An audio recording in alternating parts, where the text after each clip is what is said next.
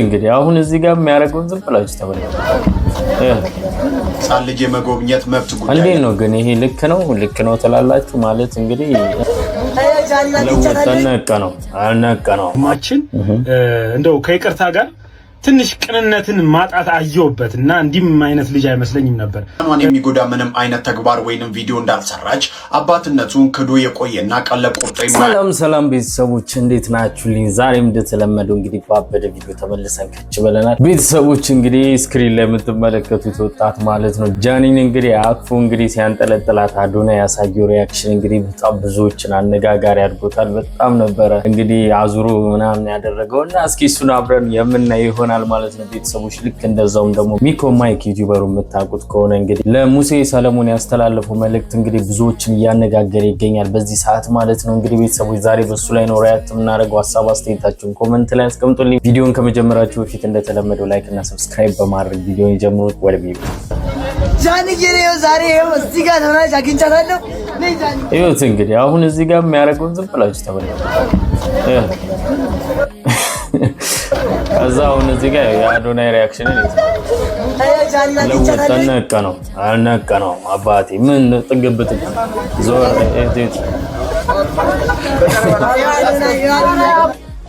ቀለል አድርጎት ነው እንጂ ሰው መሀል መሆናቸውን አንስቶ ሊያፈርጡ ግን አልቀረለትም። በስሱ በጣም ደፋር ነው ልጁ ራሱ በጣም ደፋር ነው እንደዚህ በማለት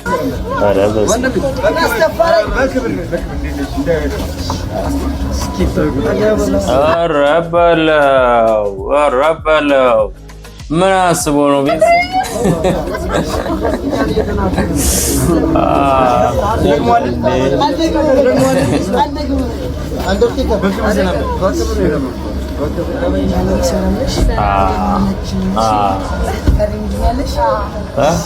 ታደንቀኛለሽ ነው እንደዛ ሊሆን ይችላል።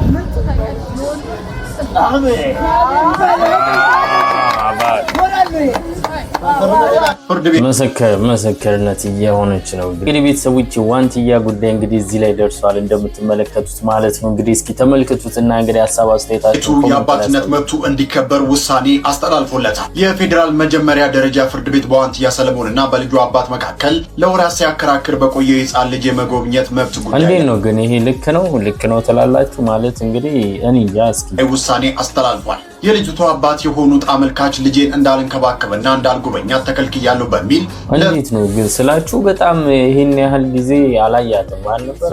በጣም ብዙ ጊዜ ያክል እኮ አላያትም ምን አላለም። በቃ ያን ያህል እንደዚህ አንዳንድ ሰዎች ምንድነው የሆነን ሰው ትተውት ይሄዱና ማለት ነው ያ ሰው ራሱን ችሎ ምናምን በሚነሳበት ሰዓት ራሱን በሚያሳይበት ሰዓት ተመልሰው ይመጡና እንግዲህ ህይወታቸው ምስቅልቅሉን ያወጡታል ማለት ነው። እና ይሄም ልክ እንደዛ ነው የሆነው ማለት ይሁላ ያክል ጊዜ መጥቶ ያላየውን ልጅት እንዴት ነው አሁን ደግሞ እንደዚህ አባትነት እንትኔን ተከልክያለሁ ምናምን ሊል የሚችለው? ልክ ነው ትላላችሁ እናንተ? ማለት መብቱ ነው ልጁ እስከሆነች ድረስ መብቱ ነው ማለት ህጉ እያደረገ ያለው ነገር ልክ ነው ማለት መብቱ ነው። አባት እስከሆነ ድረስ መብቱ ነው። ግን እንዴት ይሄን ያክል ጊዜ እንትን ያላለውን ነገር አሁን መጥቶ እንደዚህ ሊቻለ ነው የኛ ጥያቄ ማለት ነውና ልክ ነው። እናንተ እስኪ ሐሳብ አስተያየታችሁን ኮሜንት ላይ ፍርድ ቤት ባቀረቡት አቤቱታ የመጎብኘትና የመንከባከብ መብታቸው እንዲከበር ጠይቀው ነበር።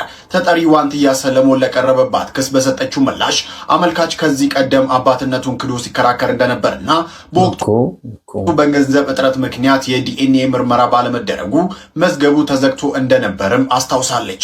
አክላም አመልካች አባትነቱን በሕግ ሳይረጋገጥ ያቀረበው ጥያቄ ተቀባይነት የለውም፣ ልጇን በአግባቡ እየተንከባከበች እንደሆነና ሕፃኗን የሚጎዳ ምንም አይነት ተግባር ወይንም ቪዲዮ እንዳልሰራች አባትነቱን ክዶ የቆየና ቀለብ ቆርጦ የማያውቅ ሰው ሕፃኗን እንዲጎበኝ መፈቀዱ ለልጅቷ ደህንነት ተገቢ አይደለም የሚሉ ነጥቦችን በማንሳት ክሱ ውድቅ እንዲደረግላት ተሟግታለች። ጉዳዩን ሲመረምር የቆየው የንፋስ ስልክ ላፍቶ ምድብ አራተኛ ቤተሰብ ችሎት የግራና ቀኙን ክርክር ከመረመረ በኋላ የሚከተለውን ውሳኔ አስተላልፏል። አንደኛ የአባትነት መብት አመልካች የልጅቷ አባት ከመሆናቸው አኳያና የህፃናት መብት ወላጆቻቸውን የማወቅና የመንከባከብ መብትን የሚደግፍ በመሆኑ አባትየው የመጎብኘት መብት አላቸው። ሁለተኛ የማስረጃ እጥረት ተጠሪ ዋንትያ አመልካች ልጃቸውን እንዳይጎበኙ የሚያደርግ በቂ የሰነድም ሆነ የሰው ምስክር ማስረጃ አላቀረበችም። ሶስተኛ የጉብኝት መርሃ ግብር አመልካች ዘወትር እሁድ በሳምንት አንድ ጊዜ ልጃቸው በሚኖሩበት የተጠሪ ቤት በመሄድ ከጠዋቱ 4 ሰዓት እስከ ምሽቱ 11 ሰዓት ድረስ የመጎብኘትና የመንከባከብ መብት እንዲኖራቸው ፍርድ ቤቱ ወስኖላቸዋል። እኔ እንጃ ቤተሰብ እኔ ምንም አሁን እዚህ ላይ ምንም ማለት አንችልም። ማለት ይሄን ያክል ጊዜ ዞር ብሎ ያላየውን ልጁን እንዴት ነው እንደዚህ የሚችለው ነው እኔ ጥያቄው ማለት ነው። እንግዲህ እሱን እስኪ በሂደት የምናየው ይሆናል። ያው ሁሉንም ጊዜ ሊያሳየን የሚችለው ጊዜ ነው ማለት ነው። እና እስኪ እናንተን ሀሳብ አስተያየት በዚህ ቪዲዮ ላይ ያላችሁ እንግዲህ እዚህ ጋር እንደምታዩት ሚኮ ማይክ እንግዲህ ለሙሴ ሰለሞን የሰጠው ምላሽ እንግዲህ እስኪ ተመልከቱት። ሀሳብ ሰጥቶ የምናየው ወንድማችን እንደው ከይቅርታ ጋር ትንሽ ቅንነትን ማጣት አየውበትና እንዲም አይነት ልጅ አይመስለኝም ነበር። ከደቂቃዎች በፊት አንድ ቪዲዮ ሰርቼ ነበር አይታችሁ ከሆነ። ይሄም ቪዲዮ ሐሳብ ምንድነው? አንድ የሰከረ የመከላከያ ሰራዊት እንግዲህ ታንክ እየነዳ ከተማ ውስጥ ህዝብ እየረበሸ ወደ መከላከያ ግቢ መግባት የነበረበትን ታንክ እየረበሸ በፖሊስ ቁጥጥር ስር ዋለ የሚለውን እሱ የለቀቀውን ዜና ግለሰብ እንግዲህ በማታ ወደ መከላከያ ማስገባት የነበረበትን ታንክ ሰክሮ በከተማ ውስጥ በመንዳት እያለ ህዝቡን አሸብሮ በፖሊስ ቁጥጥር ስር ውሏል። እንግዲህ እኔ በቅንነት ይህ ሐሳብ እኛ ሀገር ውስጥ የተፈጠረ ይመስላል እና ብዙዎች ደግሞ ብዥታ እየፈጠረባቸው ስለሆነ እባክህ ቦታና ኤሪያውን በመጥቀስ እንግዲህ መረጃው ሙሉ አድርግልን የሚል ቪዲዮ ሰርቼ ነበር አይታችሁ ከሆነ። ይሄንንም ደግሞ ያልኩበት ምክንያት አንድ ዜና ሲነገር እዚህ ቦታ ወይ ደግሞ እዛ ቦታ የሚል መረጃና ምንጭ ካልተጠቀሰ ሰዎች በደፈነው ኢትዮጵያ ውስጥ ያለ ነገር ወይ ተፈጠረ ነገር ይመስላል። ይሄ ደግሞ ለፖለቲካ ዓላማ ብዙዎች ይጠቀሙበታል። ለዚህ ነው ይሄ ወዳጅም ሲጠቀሙበትም ስላየው ነው።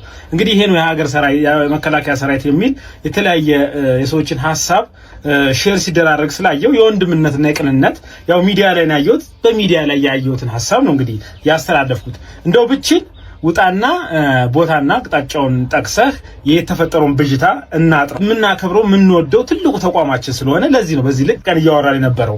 የወዳጄ ግን ወደ ምን አይነት መንገድ ሄደት ወደ ሆነች ትሪክ ውስጥ ገባ። እንግዲህ መጀመሪያ ስክሪንሻትም አለ ስክሪን ካርድም አለ ስለቀው እንግዲህ ምን አይነት ዲስክሪፕሽንም አልነበረም ጻፍኮ ይሄ ነበር። ይሄንን በማየት ነው አሁን ደግሞ አጥፍተው ድጋሚ በመመለስ አይ ዲስክሪፕሽን ላይ ጽፌዋለሁ ያው ፖላንድ ነው ብለህ ጽፋል ችግር የለም መጻፉ ሳይሆን ግን ከዚህ ሁሉ ነገር ዲስክሪፕሽን ሰው አይቶ ብዙ ሰዎች ቪዲዮ አያዩም። ያንተን ቪዲዮ ዳውንሎድ አድርገው የሚሰራጭ ብዙ ሐሳብ አለ። ፌስቡክ ላይ ግባን ነው ብዙ ልክልሃለሁ ከፈለግ። አሁን ወርዶ ይሄን አጥፍቶ ዲስክሪፕሽን በመቀየር ይሄ ነው ለማለት ዋናው ከቪዲዮ ምንድነው የፈለከው ወዳጄ? ይሄ ቪዲዮ መሰራጨቱ ምንድነው ያስደሰተ እንዴ? ይሄ ከቪው ያለፈ እንደዚህ አይነት ነገሮችም እኔ ነው ምክራዊ ሐሳብ ነው የሰጠነው። ምክራዊ ሐሳብ ደግሞ ካልፈለክ እንግዲህ በሚመለከተው አካል እንዳኛለን ማለት ነው። አንዳንዴ በጣም ትክክለኛ ነገር ነው እንግዲህ እየተባለ ያለው ነገር ትክክለኛ ነው ያለው ነገር እንደ እንትን ከሆነ እንግዲህ እኛም ኖ ሲበዛ ሲደጋገም የሆነ ልክ ስራ በቃ ብርቅ ነገር አድርገውት ኢሮፕ ሰርተብላ የፋኒ ወንድም ኮሜንት ላይ መታችሁ ስትንጫጩ ታረጃላችሁ ብሏችኋል። ልንገራችሁ ብዬ ነውና ፋኑኤል ወንድማችን ምን አለ? እሺ ስራን ትልቅ ነገር አድርጋችሁት 8 ሰዓት በሰራ አይደለም በተሸከመ አይደለም አለ። የሚያስፈልጋችሁ አንድ ስልክና አንድ ኮምፒውተር ነው ብሏል። እና እኔ የምጠይቀው ጥያቄ እኔ 2 ስልክ አለኝ 2 ላፕቶፕ አለኝ ቤት ውስጥ እሱ እንዳለው ከዛም በላይ ማድረግ ትችላላችሁ ፎቅ መስራት ትችላላችሁ ብሏል። ያው የሰው ልጅ እንግዲህ የተሳካለትን ነገር ነው የሚያወራው ብዬ አስባለሁ። እና እኔ የምኖረው ጀርመን ሀገር ነው እሱም ጀርመን ሀገር ነው የሚኖረው። 2 ልጆች አሉኝ 36 ሰዓት እሰራለሁ ፎል ሳይት በለው። ያው ግን ተሸካሚ አይደለም። ኤችቢን ፍሪዚየርን የፀጉር ባለሙያ ነኝ ኮስሞቲከር ነኝ ነው አንሸከምም። ምናልባት ሱፐርማርኬት የሚሰሩትን ወይ እነማንን ለማለት ፈልጋ ነው በተሸከም አይደለም ስትል እነማንን ለማለት እንደፈለክ እኔ አልገባኝም። እኔ የለውበትም ራሴን አውጥቻለሁ። ግን እንደ ሐሳብ እንደኔ ልጆች እናት ሆነ እንደዚሁ 8 ሰዓት ለምንሰራ ሰዎች ምናምን ፎል ሳይት ለምንሰራ ሰዎች ሌላ ነገር ላይ ዩቲዩብ ከምሰራ የሆነ ነገር የተሳካልህን ነገር እንዴት በአንድ ስልክና በአንድ ላፕቶፕ ፎቅ መስራት እንዴት እንደሚቻል ያለህን ኤርፋሮንግ ያለህን ልምድ ለምን ዩቲዩብ ላይ ወይም ዚ ቲክቶክ ላይ ለምን ሼር አታረጋንም? አዎ ይቻላል። ቤት ውስጥ መስራት ኦፍ ኮርስ ይቻላል። ግን ፎቅ መስራት ይቻላል ምናምን ስላልክ ያው እናንተ ያው በደንብ ይቻላል። ቤተሰቦች ይሄንን እንግዲህ ምንም እኔ ላወራላችሁ አልችልም። ምክንያቱም ቀላል ሚዲያ ልጠቁማችሁ። ማለት እንግዲህ ዳሎል ሚዲያ ላይ ገብታችሁ ቲክቶክም ፔጅ ላይ ብታወሩ እንዴት በቀላሉ ብር መስራት እንደምትችሉ እሱ ላይ በደንብ ያስረዳችኋልና እነሱ ላይ ገብታችሁ ቼክ ብታረጉ እንዴት ቤታችሁ ሆናችሁ አንድ ትልቅ ህንጻ መገንባት እንደምትችሉ ይነግራችሁ። እንደውም ቅርብ ሰዓት ፖስት ያደረገው ነበር ቲክቶክ ላይ እና ገብታችሁ የሆነ የኳስ ተጫዋች ምናምን ብሎ የለቀቀው እንዴት እንደሆነ ብታስረዳን እንዴት መስራት እንዳለብን ብቻ ዩቲዩብ ምናምን እንዳትለን። ይገርምሃል አንተ እዚህ የምናውቃቸው ጀርመን ሀገር እንደዚህ ፎል ሳይት ሰርተው ዩቲዩብ የሚሰሩ ሰዎች አሉ። መጥተው ፎል ሳይት 40 ሰዓት ሰርተው በሳምንት ማለት ነው ሲጠገረሩ ሲሸከሙ ውለው አንተ ባልከው ይሸከማሉ። ሲሸከሙ ውለው ይመጡና እግረኛው መንገድን ያሉ ስነ ምናምንን ያሉ ማለት ነው እንደገና ያንን ነገር ለህዝብ ወሬ ያቀርባሉ እያሉ እና እሱን ቢዝነስ ነው ያልካን ወይስ ሌላ አንተ እንዳልከው ባለሀብት መሆን ይቻላል ፎቅ መስራት ይቻላል ወይ?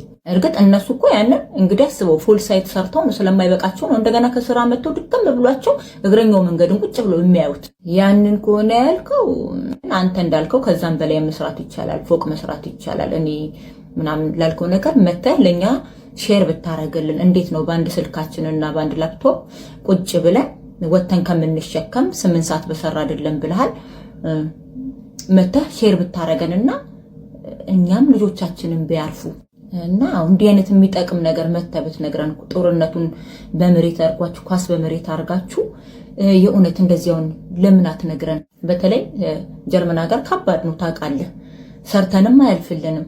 ስለዚህ እንዴት ፎቅ በፎቅ መሆን እንደሚቻል በአንድ ስልክና በአንድ ላፕቶፕ በሚቀጥለው ዩቲዩብክ እንደምታስተምረን እርግጠኛ ነኝ። ግን አደራህን እንትን እንዳትል እዚህ 40 ሰዓት ሰርቶ መጥቶ እዚህ እግረኛው መንገድ እያዩ የሚዘረዘሩልንን እንዳትለን። ግን ይሸከማሉ ስትል ነርሶች ይሸከማሉ፣ ሱፐርማርኬት ያሉት ይሸከማሉ ይባላል። አላቅም ያሉትን ነው እኔ አላቅም። እነማን ናቸው ግን ተሸካሚዎቹ? ተሸከማ አይደለም ስትል ማለት ነው ፋኒ። ኤኒዌይስ ሀብታም ሆን ሀሳብ ስላለኝ እባክህን ይሄንን ነገር ሼር አድርገን። ሜሮን ነኝ ከጀርመን። መልካም ቀን።